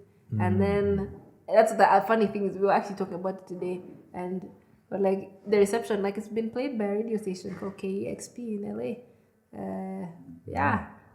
Congratulations, Blinky Bill and Lisa Oduor Noah, being played in Los Angeles, California. Thank you. So yeah, it's actually turning out to be something. I think you were like, it's a great fun time song. It's a summer classic. That's what it feels like for me. All right. 3 artists, male and female, local and international, that are must listen if you're on planet Earth. That is problematic. It's okay. I know it'll change on our second interview. I know it'll change every day. It's dependent on how you feel, but it's how you feel at this moment. I think everyone should listen to Michael Mayo. Incredible. His father actually played with Earth, Wind and Fire, so I was told. So he's from New York, jazz and alternative-ish singer. My friend Ariza, incredible producer, like songwriter. Is that the name? Is that the name? Oh, okay. Yes, Ariza. Incredible producer. What? Like, and composer. There's so many people I can't list. There are too many. Don't worry, this is the first edition, so we're going to add more. Okay. Because you know, like you said, your Spotify playlist is 4 to 6 hours. That's one. So since this is your first session with me, Professor Lisa Oduor Noah, in this first class lesson, this is what you're naming for this to start us out on. Yeah. Yes. Who else in Kenya? Apart from Blinky, his new album is coming out, so it's gonna be fun. I think it's We Cut Keys too. And then who else? There's Njoki Karu, incredible songwriter, who has an EP called Anchor Out. I think her album is coming out this year. It's a lot of good music. Let me pull up my Spotify, see who I've been listening to. Even that guy, David Morrison, what? Yes. Incredible. Yes. His is like neo soul, but R&B things. I mean, maybe that's why he has a song with Masego. Who else? I listened to Some Common. So he has an album with PJ called A Beautiful Revolution. Everyone should listen to Yeba. Okay. Who else? Like, I'm going to throw a random fact in there. Most people don't know, many people don't know, Alicia Keys' song, How Come You Don't Call Me, is originally by Prince. There you go.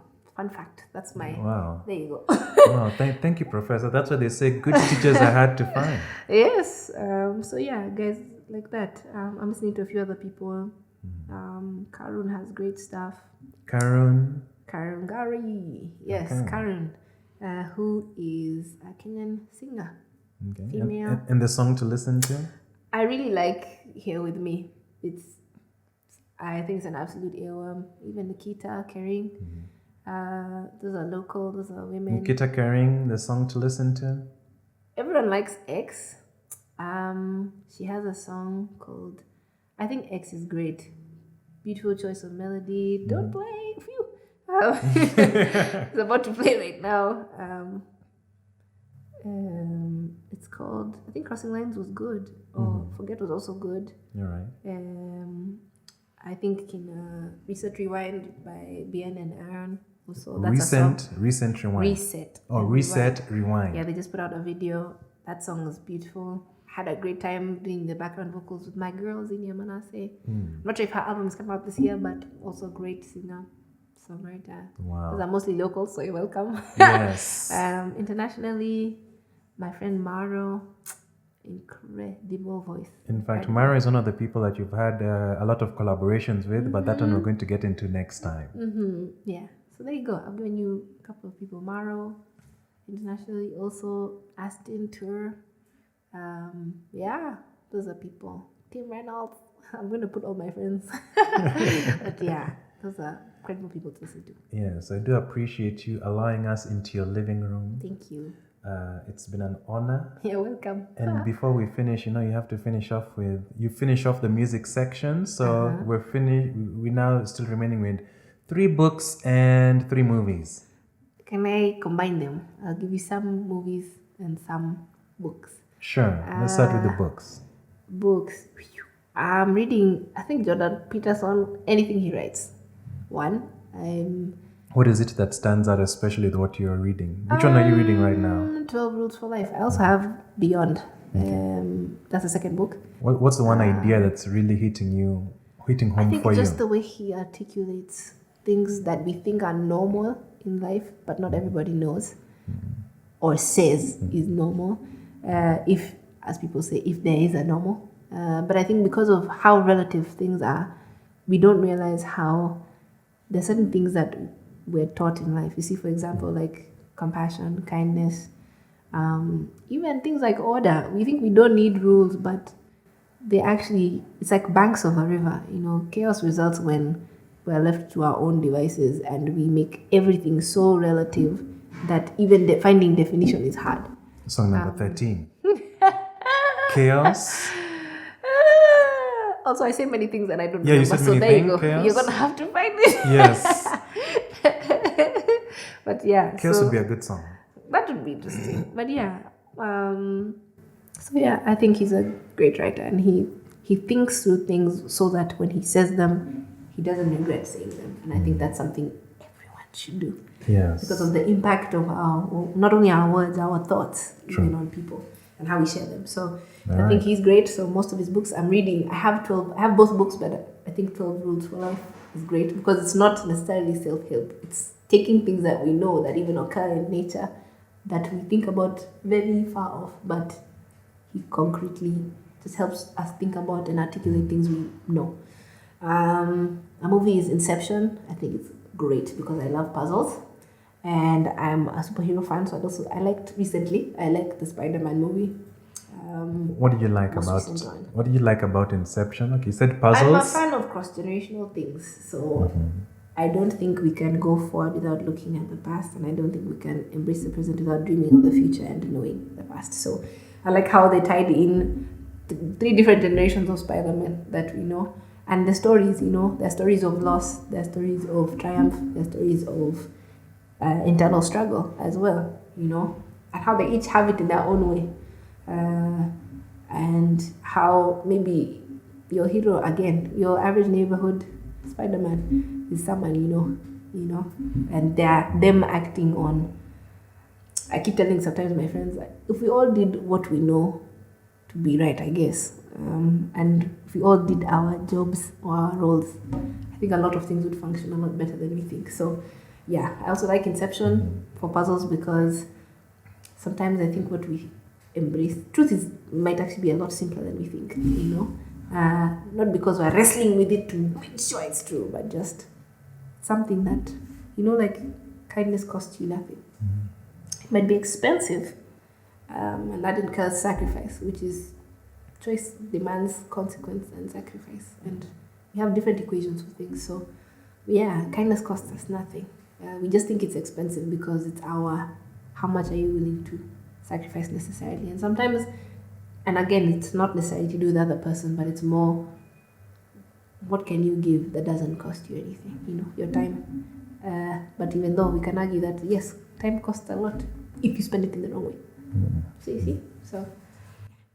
And when you said that, what came to mind is, that movie again, Spider-Man and, the villains. Yeah. And what stood out for me is I realized the hero has help processing the emotions and what's going on in their mind, while the villains do not have, let me not say they don't have the opportunity to process, but it seems there's no support.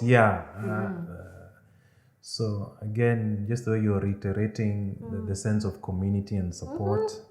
They both, and if you think about it, both Spider-Man had community in all of the movies. But they forfeit community. What they think it will empower community, they end up forfeiting because it now becomes selfish. It's a selfish pursuit of, let's say, making the most superhuman thing, but you end up doing it to yourself, and then you absolutely abhor it, or you think they're worthless, or you think that the only way they can exist is being a lizard, which is a bit rough. Yes. So a couple of more books, and any other movie you want to slip in there? Movie Up. Up. Yes. The cartoon, the animation. Like Yes. Up and Wally. And Wally. Yeah, I think they're great. Up is because you see someone who's so riddled in their pain finding joy, and I think that's something everyone should do. It's like even though there's another movie where you see the girl's emotions in her brain, joy, sadness. Inside Out. Yes, Inside Out. One of my favorites. Oh my Absolutely. God. Even Wally. Wally is, we see a machine with a heart, which is kind of like how we are. You enter a capitalistic world, you're like, get the money, but then everyone who has the money is telling you it doesn't really matter until you're alone and you have either no one to share it with or people who absolutely do not value you because you have all the money and you give them all the access to it in the world, or you do something great and people are just like, okay, we don't care. We just want access to you because of those things, not because of who you are. Which again goes back to the thing for connection. We seek it on so many different platforms, but rather than just being like, hi, are you okay? How was your day? So don't be like, I need to send this, I need to see blah blah, I need to get skip this. I have no idea what my boss might be going through, and I don't necessarily need to exclusively know, but if I offer some vulnerability, you might find in most cases people might offer it back even when they're terrified. Wow. Any other books apart from Jordan Peterson, our fellow lecturer, Professor Lisa, Dr. Peterson? Personally, for me also, maybe it's just because of my belief system, but I think the Bible is great. I think because of not just how much peace it has offered me. There's so many people, I think, remove the practicality of it in many ways. Just because, for instance, there's a verse that talks about be transformed in your mind, in the renewal of your mind. And the idea of transformation sometimes is linked to forget everything, do this, and you've transformed, yeah. It's about like reworking your brain. Dr. Caroline Leaf talks about your thoughts are like trees that are alive and trees that are dead. The bad ones are like trees that are dead or dying off, And the transformation of your mind is, this is a dead tree. How did I arrive at a dead tree? Through this thing. I felt this thing. What triggered you feeling this thing? And you see, you do not conform anymore to feeding. You can't feed dead trees, but building or planting dead trees, or planting seeds in ground that won't sire living trees, You plant new trees. You think about, like, for instance, I had a traumatic experience with my mom. Okay, but I ended up doing music. Okay, what does music do for me? It brings catharsis. Okay, what happens when I feel that thing? Relief. I feel peace. How many different ways can I have a peace in my life? Now I'm going to the life. Okay, when I journal, when I sing, when I spend time with people. Okay, how many ways can I incorporate that into my life? And how many, on this day I'm feeling this particular anxiety, can I call someone? You see how it has gone from, there was this part that felt dead, where connection was harmed in the trauma of my life, but how I've re-articulated connection again. Yeah. So. Wow. Yeah. Any last book you want to recommend that comes to mind? Or? There's a book I want to read, which I've had good things about, The 48 Laws of Power by Robert Greene. So that's one I want to read. Because we're talking about it with my brother, whom I love so dearly. It was, I need to quote it, that one law which is inciting my reading of this thing. This is on behalf of Kevin Oduor Noah, who I love so much, my big brother. Thank you, big brother Kevin, for being such an inspiration to your small sister. Yeah, the kindest, mean mug looking brother in the world. He's the tenderest. Don't say I told you guys that about him. Okay. But it says the 48 law says, law number 19 says, know who you're dealing with, or i.e. do not offend the wrong person. And I was like, in your dealings with people, always be kind. You never know what someone else might, do in your life. You have no idea and you can't plan. That's one of the most interesting things about life. I cannot plan. I never knew that there'd be a podcast one day that you'd be heading, and when I grew up with you years ago, and in fact you grew up more with my siblings, so who would have thought this is the path that life would take. I cannot plan. But if I was a sucky person before, this would be terribly awkward, you know? And even then, taking the chance on doing the podcast with me would have been like, hey, or if you had that, maybe I'm nice, but then I suck to you, you know? And it would be different if I was sucky because I had a bad day and I told you that. See? Mm-hmm. So, yeah, you can't plan. Do not offend the wrong person. So that's why I want to read it. I think that's brilliant. Wow, thank you very much. You have just been schooled by Professor Lisa Oduor Noah. Her EP is out. Here is the cover art, as you can see. The name is Alive. This is the cover art for Alive, which is one of the songs on the album. Oh, sorry. This is the cover art for Alive, one of the songs. And what's the name of the EP? It's self-titled. Self-titled. It is called Lisa Oduor Noah. And where can people find your EP? Everywhere. Anywhere that you stream music. It'll be out on February 9th, 2022. So first time ever. Yes. So, it's going to be out. Please go ahead and support Lisa and also support yourselves into listening some music from a legend, from a celebrity, from Kenya's national treasures, one of the great wonders of the world. Wow. You have heard it here yourself, Lisa Oduor Noah. I have tried my due diligence for you to get a taste of this wonderful woman and her journey and how she's impacting not just herself, but the people in her life. Thank you very much for being on my podcast. For having me. Yes, it has been my pleasure. And we will put every single link to what she has spoken to in the show notes. So, so that you can check out the list. If people want to follow you on social media, what are your handles? On Instagram, it's Lisa Oduor. On Twitter, it's Lisa Oduor. I'm probably the only person who has a surname like this. So yeah, everywhere. Lisa Oduor or Lisa Oduor Noah.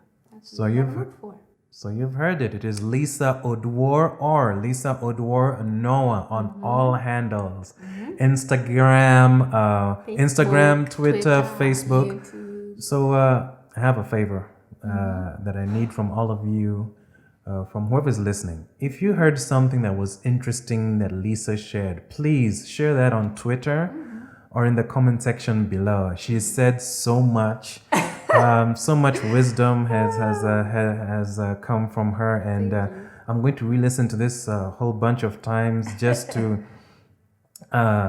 distill the lessons that this master musician at her craft has said. Mind you, she's also an accomplished engineer and arranger, you know. And so please remember, tweet on Lisa Oduor. And also follow her on all handles. You can also find me on the podcast, Andrew Balongo Opere. On Facebook, it is Andrew Balongo Opere. On Twitter, it is Opereta. That's Operetar. On Instagram, it is Opereta1. And please follow the podcast. It is on all podcast platforms, including YouTube. And it is Revenge of the Forsaken Gods.